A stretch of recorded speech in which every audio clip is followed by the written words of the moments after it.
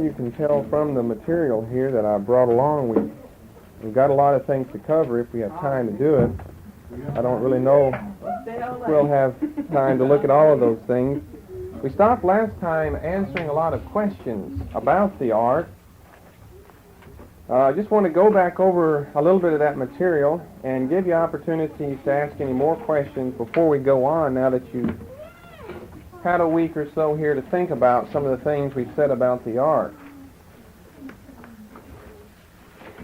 There are a lot of things to think about whenever you're given at least just a little bit of information about it. Then you can begin to think more logically about the actual details of the ark and its description and its size and what it would have looked like had a person lived back at that time. I do reiterate by making the statement that I was not on the ark, so I can't be precise on everything about the ark. Some of the things I've said are suggestions. Remember that. If we're not finding them explicitly in the text or implied, then they're suggestions. Some of the suggestions, just have to be true. It doesn't tell us about any cross beams that would have gone back and forth here in the ark, but you have to have those for support. Amen. So there are some things you can just assume and assume correctly. Some things you might not necessarily be right if you assume them. But it doesn't mean you're going to lose your salvation because you assumed something wrong about the ark.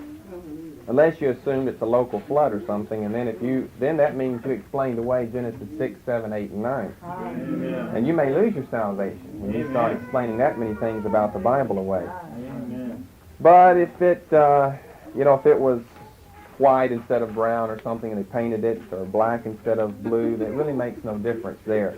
We're just trying to help you see how magnificent this whole venture was that Noah was commanded of God to do. Amen. It wasn't a little cracker box or matchbox out floating around on the sea. It's a huge structure. We've got 3 verses in chapter 6, verses 14, 15, and 16, giving us some information on the ark. We looked last time at the ark, the animals, and we're looking again at the ark and the animals this evening. And what was interesting in these 3 verses is the fact that we found several things that were unique in the Hebrew usage of particular words. Make thee an ark. Only found one other place outside of the flood account, the word ark, and that's over in Exodus chapter 2, verses 3 to 5. It doesn't mean a ship, it doesn't mean a boat. It means a box, a chest, or a coffin. So when you start off here in the very beginning, all you need is that much information, and it does away with the popular conception, I brought this cartoon before, of the ark. It reminds me of an old cookie jar my mother has. That it's really a shoe, but it looks a lot like the ark. It's shaped like the bow points up, and old Mother Hubbard's or Mother Goose or whatever her name was, shoe that points up there. There's the popular conception of the ark. Now that's a boat. I would call that a boat there. But when you get to something like that structure, that's really not too much of a boat. That gets more in the area of being a rectangular box or chest, or it looks kind of like a coffin that you'd put, a big person in. So that right away changes one's initial reaction when you start talking about the ark. Make thee an ark of gopher wood. That word doesn't appear anywhere else. But it appears to refer to the cypress wood, which is a light but a durable wood. Nests or cells shalt thou make in the ark. Now we're changing the word because it needs to be changed. And it'll make a lot more sense later when we get to discussing that particular aspect of the ark. It'll make more sense why it should be changed to nests, N-E-S-T-S, rather than rooms. If you've got a Bible that costs more than $1.98, then it's in the margin already for you. Some Bibles that are cheap that you win Sunday school citations and things, they don't have margins in them. But I don't recommend you keep your Sunday citation Bibles unless it's a decent one. I've got one I won back in 1960, what was that? 60, I don't remember the date, 68, I think? for reciting the catechism. I had to recite, of course, the shorter catechism. And I won my little, it was an RSV of all translations, about the words you could have as an RSV. That's what I was given. Still got the old signature of our Christian magician pastor who has since died. I won't say his name, but he's died and he went somewhere. I'm not for sure exactly which way he went. But according to Deuteronomy 18, he practiced magic and witchcraft. So we know where pastors like that end up. So you've got the point of that off tangent was you've got, if you do have a margin, you've got the word in your margin. Nest shalt thou make in this box, and thou shalt pitch it within and without with pitch. And they use the word that's translated atonement for the word pitch everywhere else in the Old Testament. Where the word pitch occurs later on, then we've got a different word than the word that appears just a couple of times here in Genesis 6:14. But it's the word for the atonement of the sins of Israel, like over in Leviticus, the first few chapters of Leviticus, where you find the same word, koper, appearing there. K-O-P-H-E-R. K-I-P-P-U-R. That's just a derivative from it. When you go from verbs to nouns, or just when you go from Hebrew to English, of course, if you've got a King James where you've got Elias and Eliseus and Isaiah, you know how things can change around. But the current Jewish fast day, or it's supposed to be a fast day, Yom Kippur, it's the same word, it's just pronounced a little differently and sounds a little differently than what I've given you here for this word. But Yom Kippur, they pronounce it Yom Kippur, is the same word, the Day of Atonement. It's the same word as we're finding here. And so then he goes on in verse 15 to say this is the fashion. And we could all wish that he would have given more of the fashion details, but he didn't. The length of the ark is 450 feet. The breadth of the ark, 75 feet. We're going from the cubits over into the feet for you. And the height of it, of course, would have been 45 feet. So we've got 300 cubits, 50 cubits by 30. Gives us 450 feet long by 75 feet wide by 45 feet tall. Makes it, by the way, as tall as a 4 or 5-story building. 45 feet tall. So it's as tall, way taller than just a house where you got an 8-foot ceiling, and say you got a 2-story house, you don't have that much space between the ceiling of the first floor and the floor of the second floor. You just got a little bit of space there. A window, the King James says. Other version says a roof. A window shalt thou make to the ark, and in a cubit shalt thou finish it above. Now, do you remember what we said the word window was? Noonday. That's what the word is. It's translated noon everywhere else in the Old Testament. So, and this is said in all commentaries. It's just next to impossible with the Hebrew manuscript that we have. Whether the original was better, we don't know, but it's next to impossible to give a literal translation from the Hebrew. Someone asked me that. Why don't you just give the literal translation from the Hebrew over to the English? It's really not going to make any sense then. So with the Hebrew manuscripts we have to more or less give you a paraphrase of what's said here.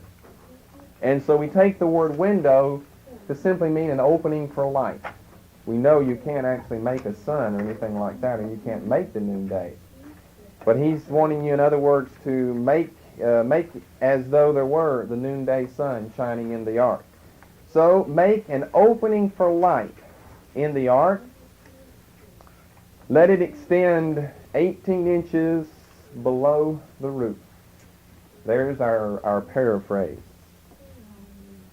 In a cubit shalt thou finish it above. That leaves you above. It leaves you hanging somewhere above. So make an opening for light that the very top of it reaches the bottom of the roof of the ark. And let it extend down from the bottom of the roof of the ark 1 cubit or 18 inches.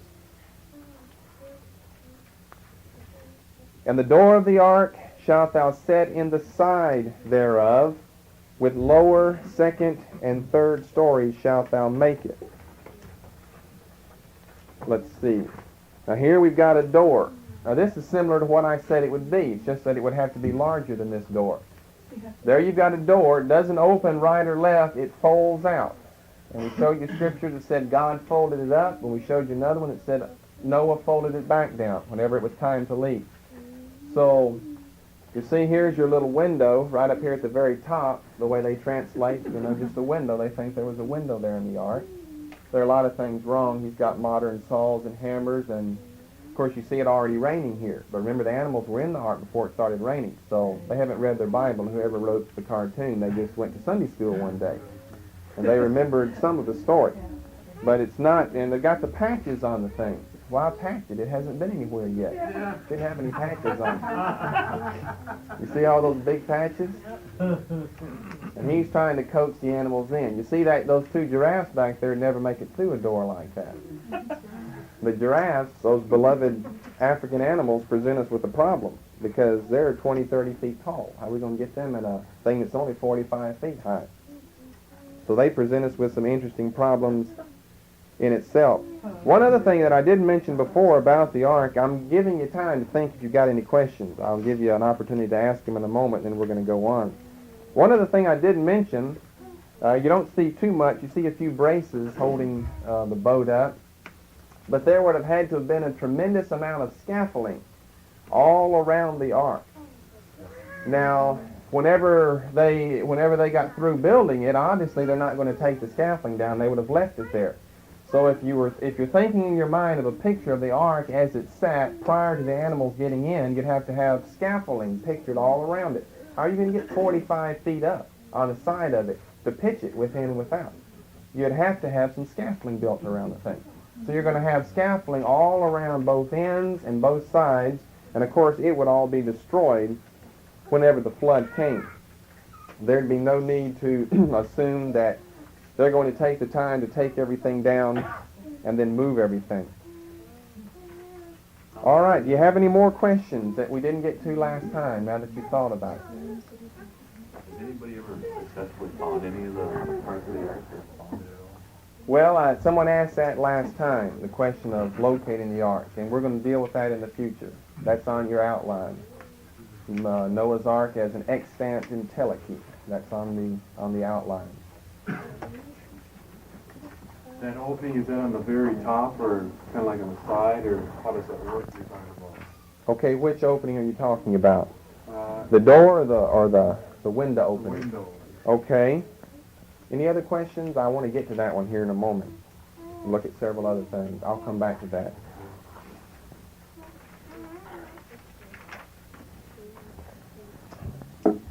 Well, you asked a lot of them last time, so hopefully you got most of them answered. Let's see.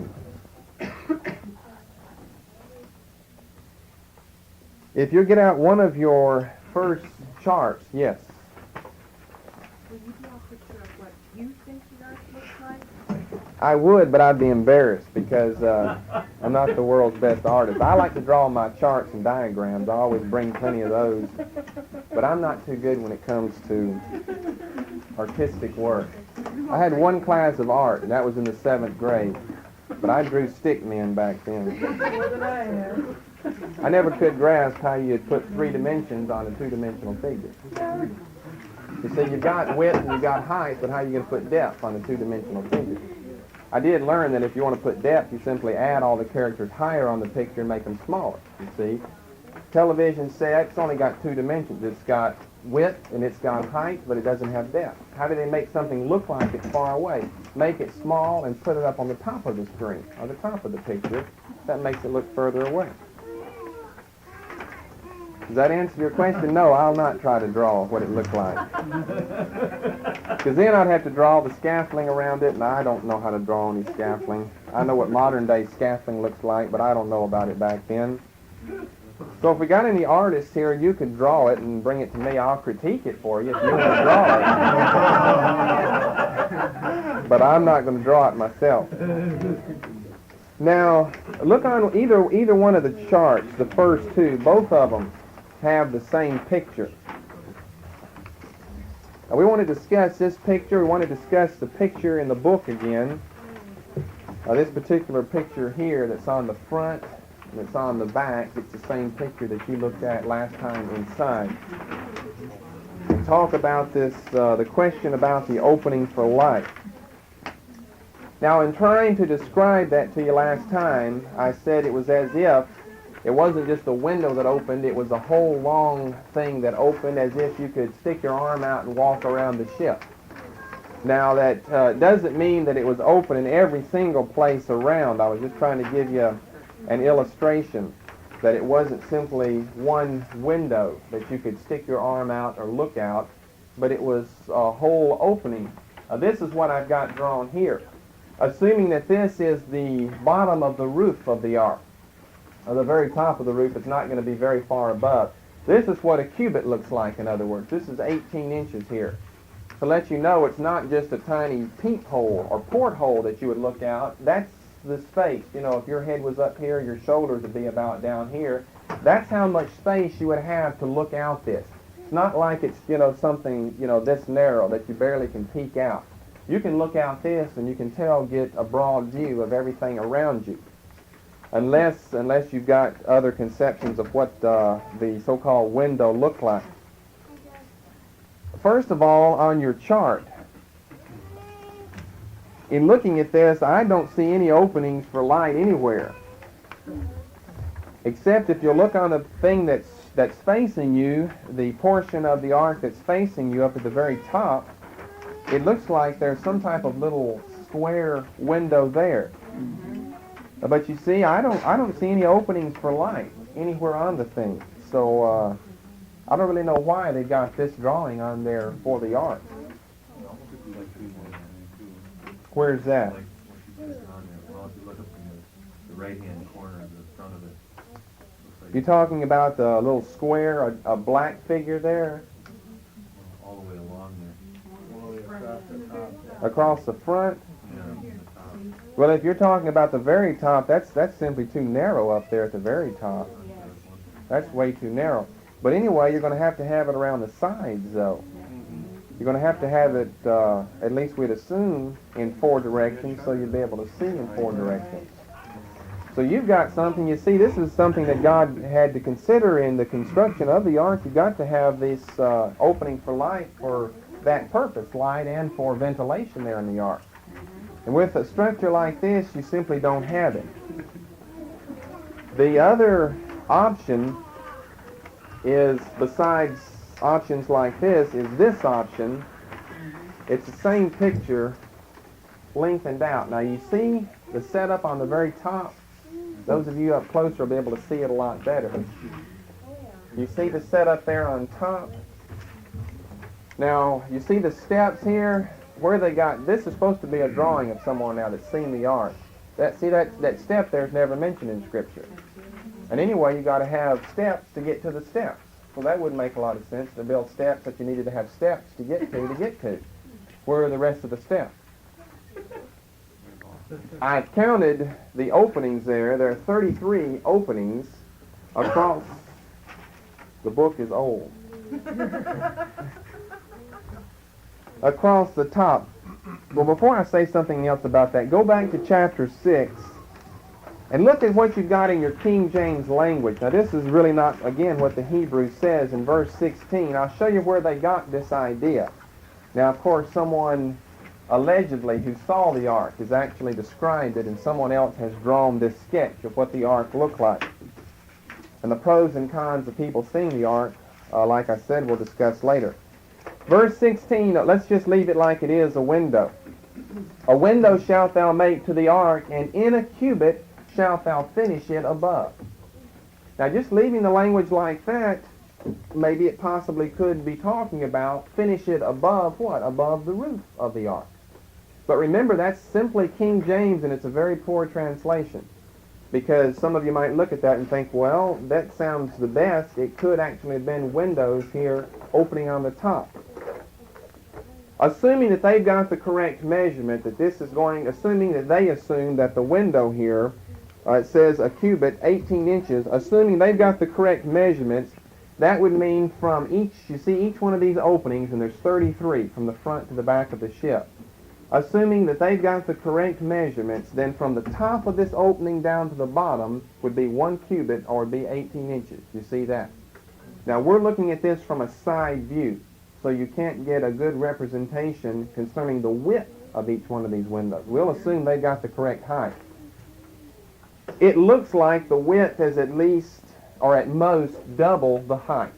In other words, it would be 2 cubits wide, and it would be 1 cubit high. Now, if we've got 33 of these squares here from front to back, then, and each one of them was 2 cubits wide, that would give us 66 cubits for the length. What was the length here given to us? 300 cubits. So they are way off base in their length of the ark here. That's the first thing they've missed in this drawing. That's real neat to think, let's draw the openings for light on top of it, but you're going to have more than 33 openings there to get anywhere near the length. So that makes at least this diagram to me very suspect. When they're supposed to have seen this, and to draw the steps like that, and not even a good guess on how many openings you'd have at the top with the biblical record in mind, then it casts a reflection on that. I want to give you several things that are wrong with an opening like this to help you understand his question on exactly what the opening was like and what it would have done. First of all, we're dealing with this picture right here. What's wrong with your so-called windows on top of the ark? First of all, we would simply not have enough light or ventilation. According to our construction, if we get the windows down here at the top, right underneath the roof, we would have a roof with a little overhang. If we get these openings here, assuming that they're squared off like that, or a rectangle like that, right down here under the roof at the very top, on both sides, and on assuming that it'd be on the ends, you're going to have more light, you're going to have more ventilation, rather than just this little structure stuck up here at the top. That would point to a fallacy. Secondly, water from rainfall would be able to come in too easily, for 2 reasons. First of all, there's no overhang.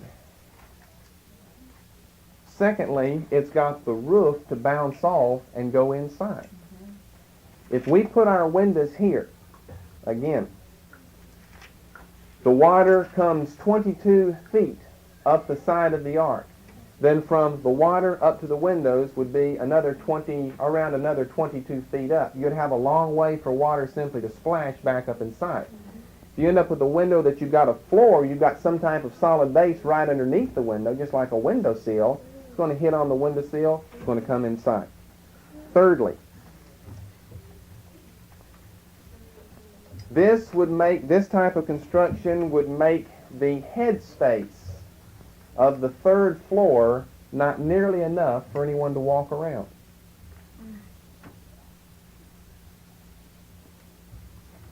Now you have to think about that for a moment.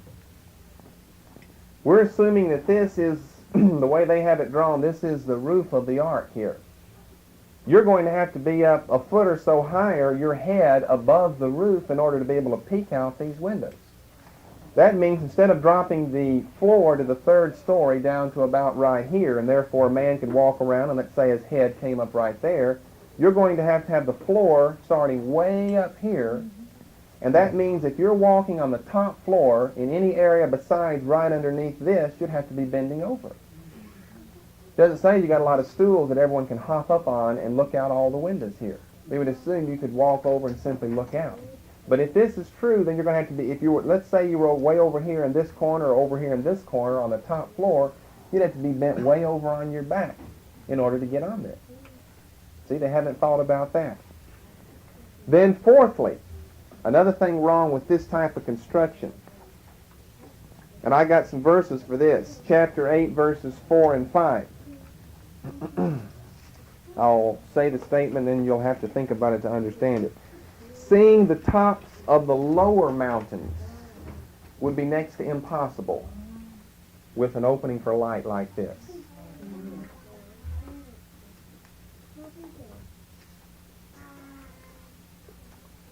Okay, that's chapter 8. Let's turn over there, chapter 8, verses 4 and 5.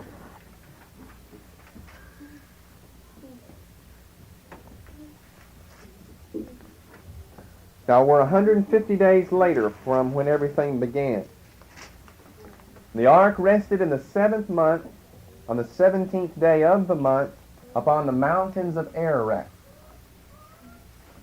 Now we see verses 1 to 3 that the water is beginning to decrease here at the very beginning, after the 150-day period, or really after more like 149 or 48 and a half days. You've got the water beginning to decrease.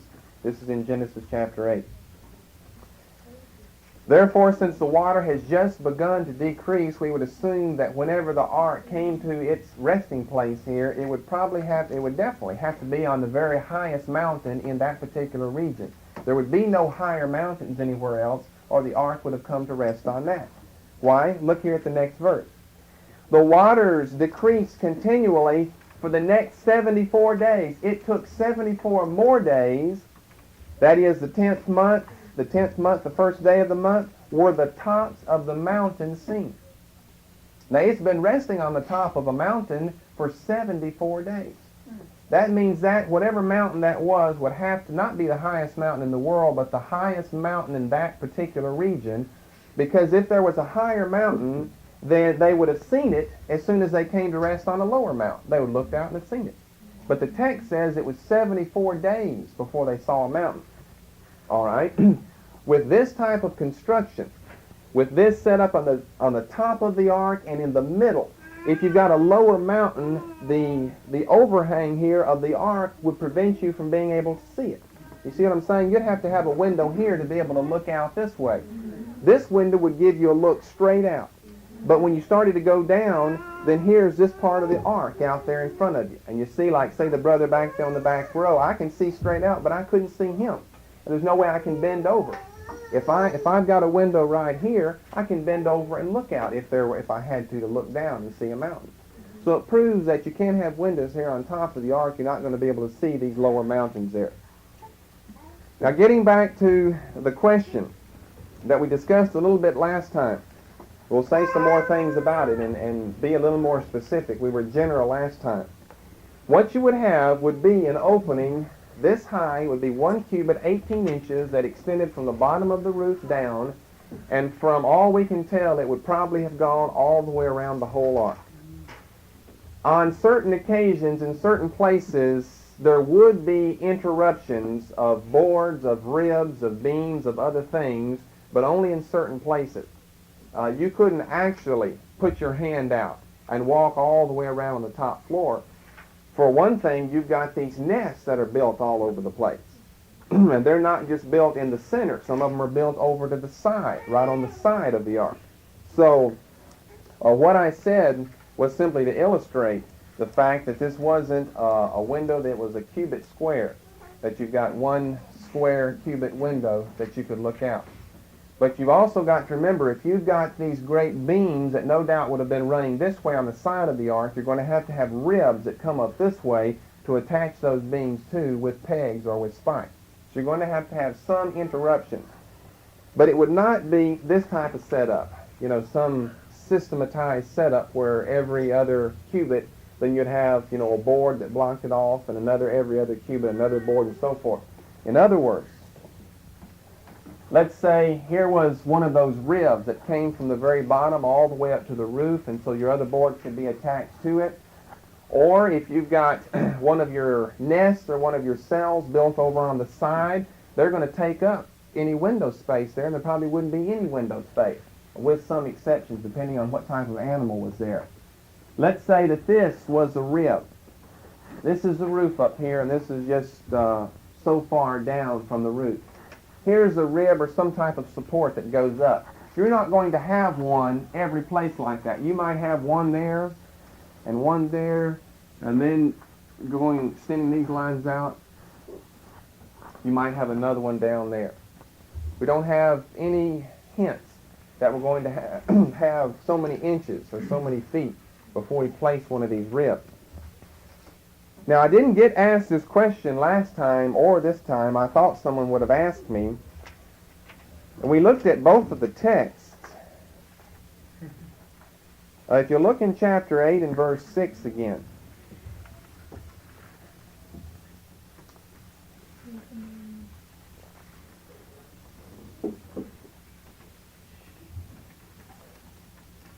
If this opening for light is open, like the word means, it has to be open, then where is this window that was closed that he had to open to let the bird out?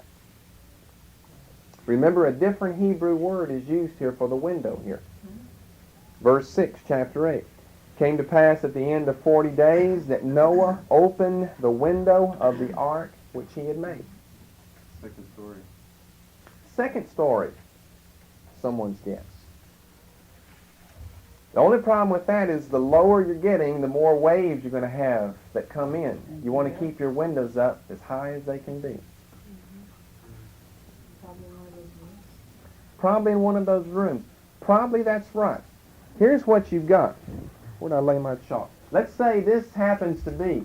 See, I can't get the diagram like someone asked to draw exactly what the ark's going to look like and then be able to open it up and show you what it looks like inside. I guess we could construct a little model maybe and see. For the continuation of this message, please turn the tape over. Probably in one of those rooms. Probably that's right. Here's what you've got. Where did I lay my chalk? Let's say this happens to be. See, I can't get the diagram like someone asked to draw exactly what the ark's going to look like and then be able to open it up and show you what it looks like inside. I guess we could construct a little model maybe and see. Taking this to be one side of the ark here, and so you've got, let's say you've got this nest here. Perhaps it would extend all the way down to the floor. Let's just assume that. So it's going to go all the way down. It would come out maybe, let's say, this far, go over here, and go back. And so this, in other words, would be blocked off. You've got birds in there. You can't just have an opening right there. Everyone would fly out. Now, I've got another way to explain what kept them in, but one way to explain it is this text that we've got in chapter 8 and verse 6. It's a particular window that he made here. Let's just say it was just like this. The rest of this is all covered in. You see, our text back here in chapter 6 and verse 16 does not necessitate a belief that there has to be an opening everywhere around here. It just says make this opening and extend it 1 cubit below. Now all that he would have to do is have a little door right here. And therefore you've got the windows still on the third story, still in the very same opening for light, the general opening that was mentioned back in chapter 6. But here he's got some regulations and some specifications about this particular compartment because there are some particular birds located in here. You could have some type of door, you could even have some lattice work over it, which would still give light, in other words, still give ventilation, but prevent the bird from escaping. It wouldn't have to be a solid door, it could be lattice work that would go over it. So this is what we have to assume that we probably got in more compartments and more of these nests than one. We're going to have places like this that have lattice work over them so that your birds can't escape. Now, does that answer your question about this opening for light here that extends around? Yes, brother. In other words, some of the nests, they were solid rooms. All right, for sure. Remember, we've got hundreds, we've even got thousands of these in there. I'm not talking about what you see in your modern offices when they want to utilize space, and rather than actually have rooms, they just have dividers up. None of the dividers have a door on them. They're all set up in such a way you got, it's like a maze working your way in and out from the dividers. Not like that at all. You've actually got nests, just like it says, nests, or cells, or stalls that are built, thousands of them, all over the place for various purposes that we mentioned before. And one of them would be to contain some of the animals. Remember, by this time, the animals are ferocious. They're attacking men by this time. So there has to be some places to keep them. Okay? My question is about the roof's overhang and their ability to see out. If it's underneath the roof's overhang, I have pictured in my mind that they'd be able to see down, but maybe not so well straight on. Well, they'd be able to see down, straight on, but not so well up. That's the thing. Remember, you've still got this big of an opening right here. You would have to have a tremendous overhang with a tremendous slant in order to see it would go extend way out. Let's say we're facing it this way. You would have to have an overhang, way down. You would have to go down to here to block your straight out view. We don't assume anything like that. it could have a more gradual slant and still keep the rain off and serve the same purpose. It would block your view up, certainly, but it would not block your view down or straight out. Were all the animals fierce, or just like they are today? Some of them are man-eating and some aren't. Right. Some man-eating, some not. Some ferocious, some not. With no wind, the overhang wouldn't have to be quite as far out, right? With what With now? no wind to blow it True. in. True. We've mentioned that before. With every rain, you have to have a breeze. It's very seldom when you're outside and it's raining and the rain is coming straight down. You always see it coming at some type of angle from some direction. There are sometimes you see it just coming straight down. But you even take that, you go out and get under a shelter and you'll feel just a breeze. It has to move the air whenever it comes straight down. But you wouldn't have a ferocious wind that's blowing at the same time. When the bird left through that one window, what did he do to keep the other birds inside? Or how did the other birds get back inside? Okay, well, first of all, that's over. We really haven't gotten that far. It's over in chapter 8. Several ways we can explain that. Of course, Noah would have actually gone in there and opened the window and let a certain bird out. Now, the birds that come back, such as the dove, didn't have to come back to that window. They could simply come back into the ark through one of the openings, could have been caught very easily by Noah and taken back into his net, and then let out at a later time. And there are other ways to explain exactly how that could have taken place. They could have even come back to the same window, and he could have seen them, let them back in, but we don't have to assume that that was the case. We only have to assume a necessary amount of miraculous events. Everything that's happening here is not just God performing one miracle after another. There are certain natural laws that are in effect here, and they operate to a certain degree.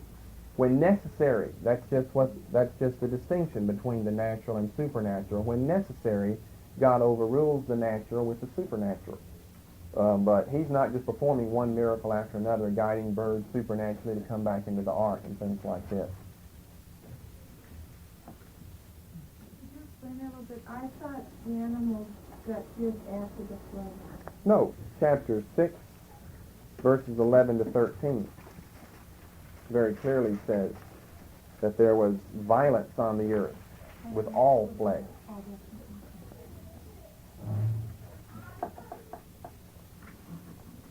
Okay, well, if that answers the questions, we're going to go on and begin looking at some other things. One thing we want to go on and look at here is the head space they would have had on each one of the floors. Helps to answer some of the questions about the giraffes and the dinosaurs and things like this. Now, I believe Whitcomb and Morris in their books say that they didn't take any dinosaurs on board, but I would differ with them very strongly on that. It's in a footnote, so it's not easy to find. It's the very end of a footnote that they have said that no dinosaurs were taken on board. But I believe that they were. I believe that's easy to prove here from the scriptures also. But anyway, let's assume there weren't any dinosaurs for argument's sake. They still got to get giraffes on board and elephants and a lot of other things. Especially those things with long necks, though, present us with a problem. Okay, what's the height? Go back to chapter 6 and verse 15. The height is 30 cubits. All right, we can't just divide that by 3 because we've got floors, so we've got to count for the floors. Let's subtract 4 cubits, which would represent the floor of each story as well as the roof. You've got the very bottom of the ark. Let's assume that it's a cubit thick. Now remember, that means it's this thick. And I think that's being a little conservative, or really a little liberal. It could be a lot smaller than that. So we're giving them plenty of space here as far as how thick we're going to make these things. We'll be cutting ourselves shorter on space than necessary. But if we've got 30 cubits from top to bottom, we subtract 4, 1 cubit for the floor or the bottom of the whole ark. Then you've got 1 cubit for the floor of the second story, 1 cubit for the floor of the third story, and 1 cubit for the roof. Leaves us with 26 cubits. Now you got a question already? Why are you assuming they're all the same? We don't have to. I'm fixing to make a comment about that. Oh. We're just assuming right now that they're all going to be the same. It really does us a disfavor, assuming like this. Assuming that we're going to subtract that, that leaves us with 26 cubits. You divide that by 3, you end up with 8.5 cubits of head space, in other words, walking room from your feet to your head per story or per floor, which equals out to a little more than 12 feet. Now that's an 8-foot living room ceiling plus 4 feet more. That's very tall right away. You've got that much space. That doesn't mean that they each had 12 feet per floor. You could very easily give a lot more space on the bottom floor. You don't need 12 feet for the men and everyone up on the top floor. You could make that 8 or 7 up on the top and put it to 20 feet. And you'd end up with 20 feet from the floor to the ceiling on the first story. Now that answers some problems for us right there. Most people are assuming that all 3 stories have to be the same height, 12 feet in each one. Some animals won't fit in there then, 12 feet in each one. We don't have to assume that. It doesn't say that here. It just said make it with lower, second, and third stories. So we're going to assume that the first story you're going to have much more headroom, much more head space in this first story than probably you're going to have in the second, and then you're going to have even less when you get up to the third. All you would need is what you need. I mean, you don't need any extra. You don't have, air conditioning or heating units in the ceiling that need to have space up there or light fixtures. All you need is what you need. And if men are 6 feet tall, they need, 6.5 feet to walk in. And that'd be plenty. Or we'll give them 7 or 8. And give them 10 on the second. And that gives us plenty of space when we go down to the first story. Now, beginning in chapter 6 and verse 19, we pick up the subject of the animals.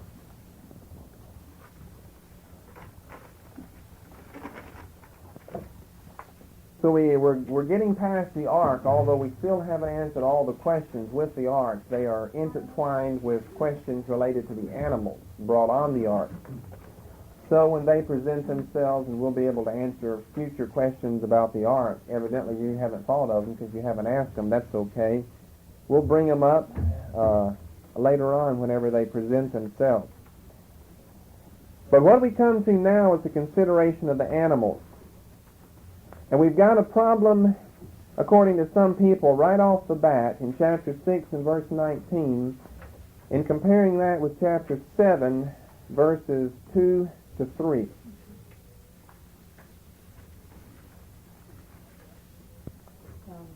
Of every living thing of all flesh, 2 of every sort shalt thou bring into the ark to keep them alive with thee.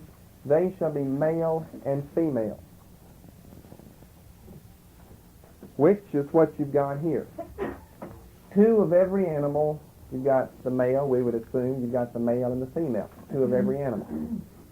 So this is the initial command that he's given here in verse 19. Of every living thing of all flesh, 2 of every sort shalt thou bring into the ark to keep them alive with thee. They shall be male and female. Then we get over into chapter 7 and verse 2.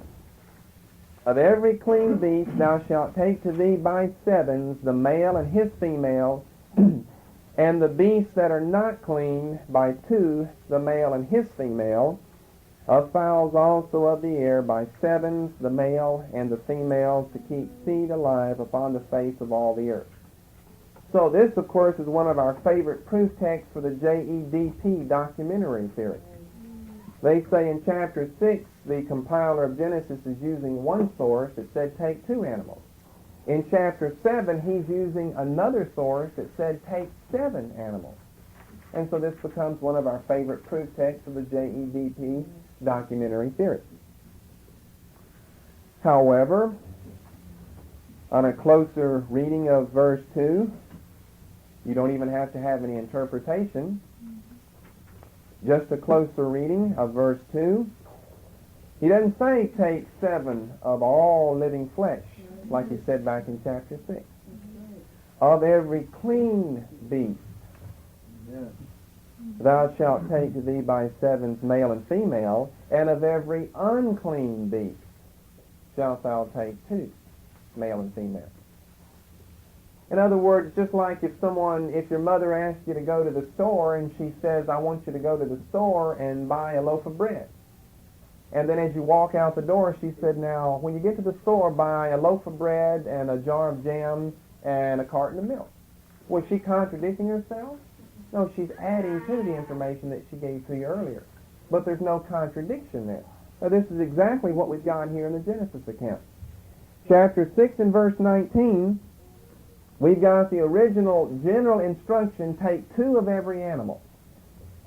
Now, when we get to chapter 7 and verse 2, he's not contradicting it, because if you're taking 7, you're still taking two of every animal. Amen. So it's still true. You're taking two of every animal. But then he says, I want you to take 5 more of the clean animals. So he's not contradicting himself, and he doesn't have different sources here. He's got two different commands that are given to Noah by God at two different times. The first that's general, the second that is specific. Now, what you've got in your margin is really what the Hebrew says again. Of every clean beast thou shalt take to thee 7. It's really not just by 7. The literal Hebrew says, of every clean beast shalt thou take to thee 7. Now, there are a variety of interpretations concerning what this means regarding how many animals are included. One thing that can be considered, we'll work our way from the least number up to the highest number. What does he mean when he says take 7? In other words, we're asking the question, how many animals is that? One interpretation is that he means 3 pairs, male, female, male, female, male, female, and then 1 extra.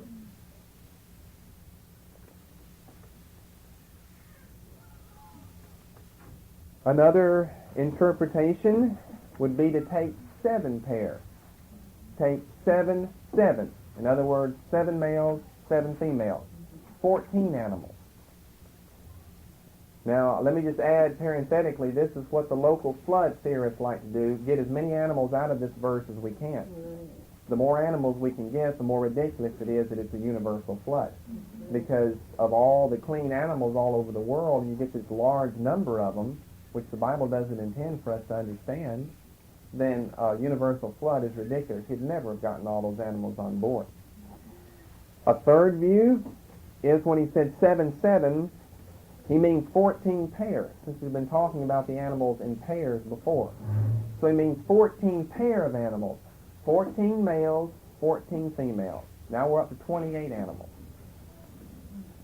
Then one final view is that the word is to be understood in multiplication. Take 7 times 7. That gives us 49 animals.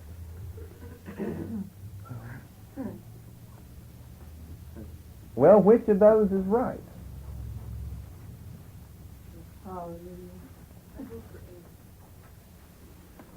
How many agree with that? Certainly, that's the correct interpretation, and that's what you're given by explanation here in King James, when it says, of every clean beast shalt thou take to thee by 7. In other words, 7 clean beasts. So that would leave us with the first of our 4 options there. 3 pair, 3 male, 3 female, 1 extra.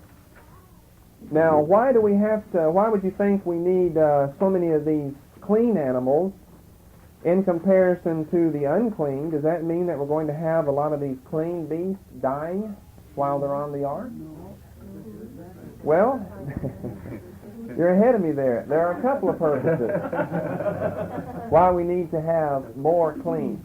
First of all, after they get through with the flood experience, God wants to give the clean animals an advantage in multiplication over the unclean. And if you end up with a few more clean than unclean, you got the advantage.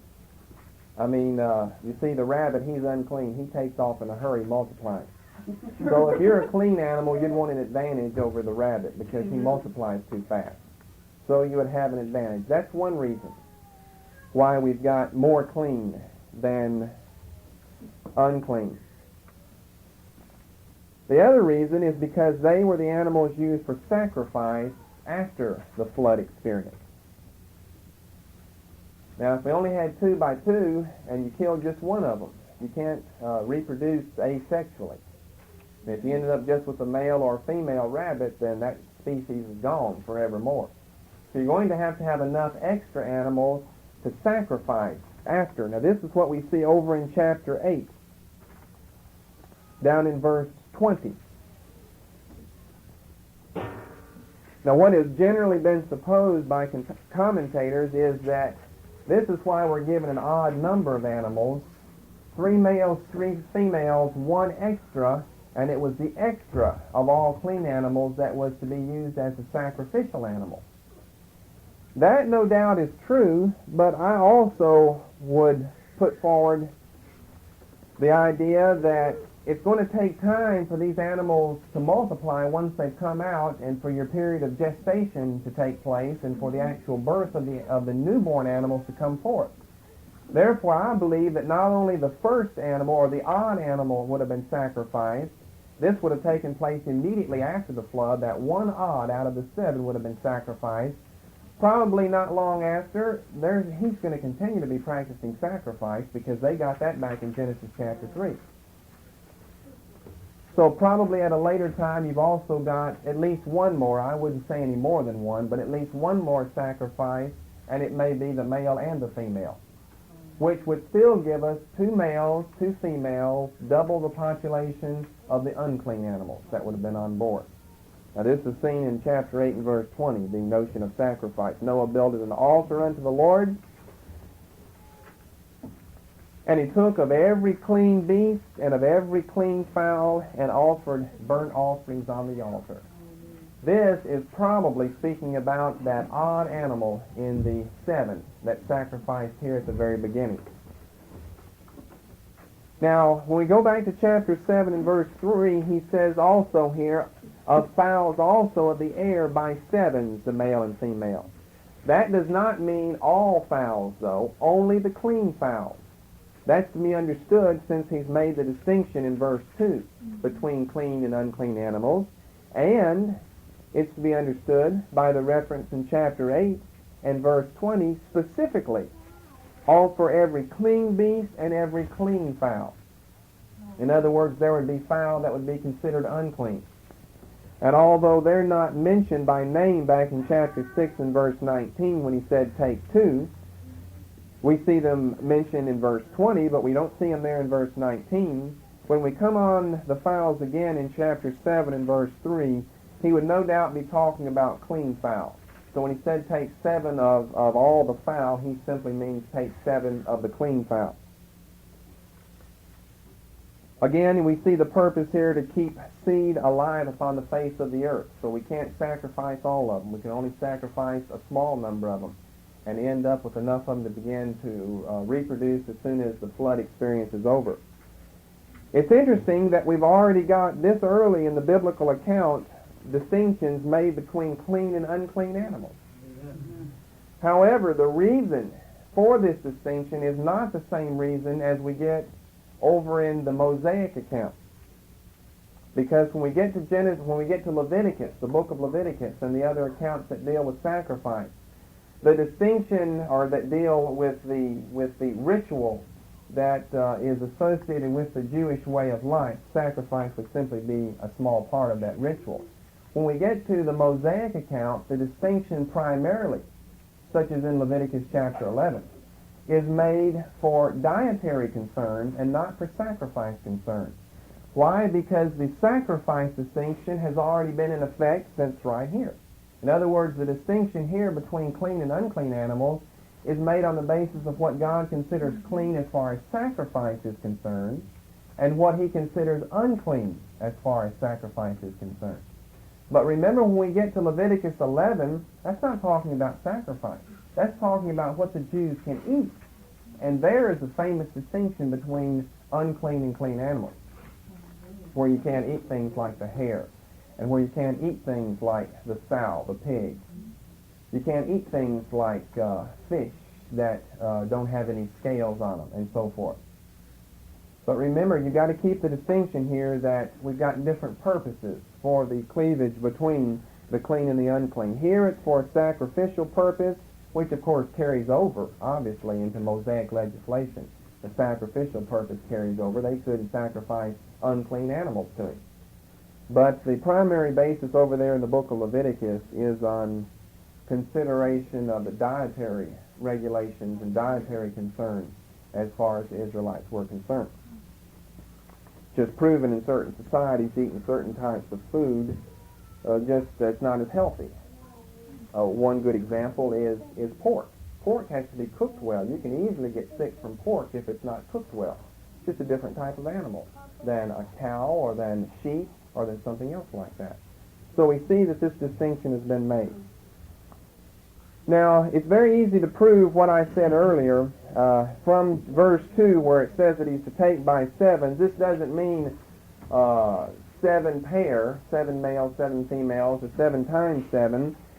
Doesn't mean that any more than down in verse 9 where he says they went in 2 and 2 to Noah into the ark, that means 4. That doesn't mean 4 of each animal when it says 2 and 2. It means 2 males, 2 females. So when it says literally in the Hebrew in chapter 7 and verse 2, take them 7, 7, take the animals, the clean animals by 7, 7, that doesn't mean 7 and 7. Just like in chapter 7 and verse 9 when it says they went in 2 and 2, that doesn't mean that they went in 4 of each unclean species. As a matter of fact, that's seen also in verse 15. They went in unto Noah into the ark 2 and 2 of all flesh. That doesn't mean 4. That means a male and a female of one species, one particular animal, and a male and a female of another. Now we have to make this distinction here because, remember, the local flood theorists are always looking for things they can put up in front of us. And one thing they like is to get the number of clean animals as high as possible. Think that if each one of these clean animals you had to have 49 of them, rather than just 7 of them. 7 times more space you're going to need on the ark than you had needed previously, with our belief that you're only going to take 7 of each of your clean animals. So when you get it up that high, or even when you get it up to 14, or when you get it up to 28, then you're getting in the area of falling into the trap of the local flood theory. Did you have a question? Yeah. A long time ago. When you're talking about, you said, talking about green for the 7 clean followers for the year, could we also assume that during that entire year there was still a reduction of following or 2 so that, there couldn't have been as many as 15 of birds by the first year before sacrifice? Let me see, am I understanding what you're saying? You asking, could there have been multiplication during the year while they were on the ark? Almost definitely not. That's again a problem. I think that's on your outline too, where we'll get to dealing with the multiplication of the animals, because rabbits multiply just like that. And if you got a male and a female and they're together on the ark, they're going to start multiplying. Now, if you got a whole year, think how many animals are going to be born there. The ark's not going to be big enough to hold all of them. But there are very easy ways to take care of multiplication, but no, they do not multiply. Any other questions on that? Yes. Would the clean animals be the ones who started put out the sacrifice? Pardon? The animals that God put out to be used for sacrifices, there's sin offering and all that. Are you asking, are the clean animals and the unclean ones here in Genesis the exact same animals over in Leviticus when we get over Leviticus? Or we don't know that because we don't know what clean and what unclean, what he considered clean and unclean here in this account. We're not told what animals. So we really don't know that. Of course, you could assume either way, that they are the same animals as we find in Leviticus or that they're different. But that doesn't make a lot of difference one way or the other. But we're not told here one way or the other which case is prevailing here.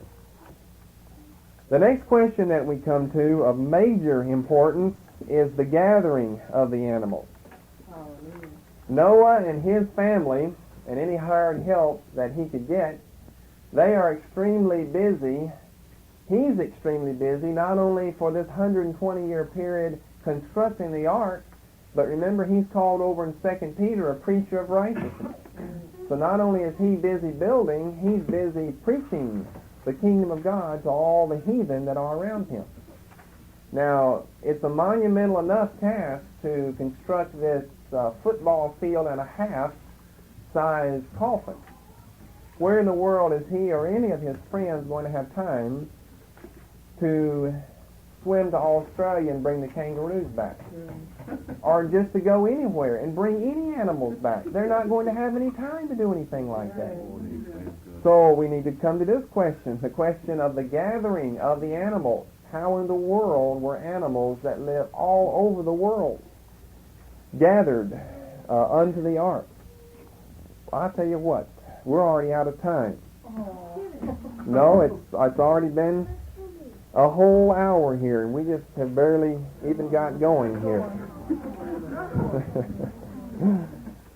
Well, you see, I've got several different theories, and I've got so many articles here to read. If I get going, we might not get stopped. So I guess I'll just leave you hanging on that note there. I generally don't do that now, but...